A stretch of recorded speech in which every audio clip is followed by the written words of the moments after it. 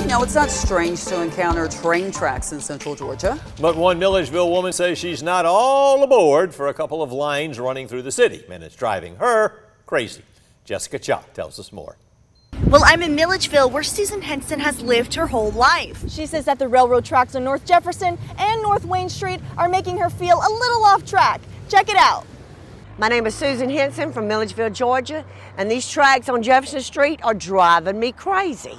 Henson says trains haven't run on the tracks for a couple of years now. She says they've deteriorated since then. They got holes in them, they got big gullies in them. On Wayne Street, you got some of the nails coming up on it. Henson says it's damaged people's bumpers, undercarriages, and even the people themselves. Last week, a trailer came loose as it crossed the railroad tracks and hit one of Doyle Beckham's used cars. Henson says she's contacted the city and CSX, the railroad that owns the tracks, and nothing has happened. Well, it should be fixed basically to represent our town. We've been suffering with these railroad tracks long enough.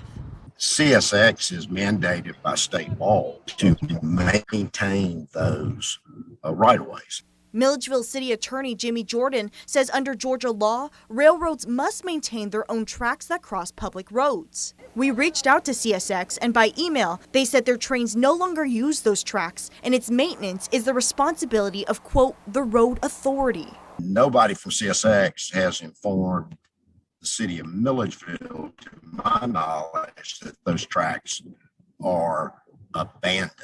Jordan says even if the tracks aren't in use, it still falls on the company. They're very much aware of the condition of the tracks. They know that they have let them go unmaintained, that they are unsafe, and that's inexcusable for a company and a corporation the size of CSX. In Milledgeville, Jessica Cha, 13 WMAZ News.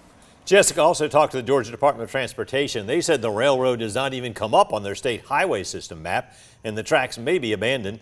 Jimmy Jordan urges folks to keep contacting CSX with their complaints. If you'd like to tell us about something that's driving you crazy, you can fill out the survey in this article on 13WMAZ.com.